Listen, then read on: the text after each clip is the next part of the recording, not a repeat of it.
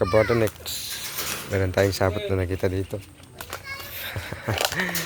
So January 3 may nakita kagad tayong sapot to. Visible naman siya sa camera. Ito. Matigas ito. So nandito siya. Titignan natin.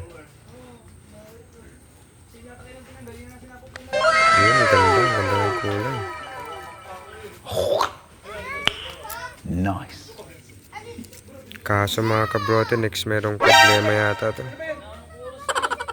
Kulang ng dalawang paa. Pero ang ganda ng kulay.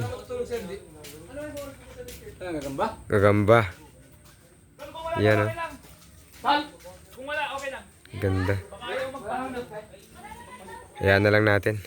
Para makatulong siya sa kapitbahay. Kakain ng mga lamok. Yun lang mga kabrotonex for now.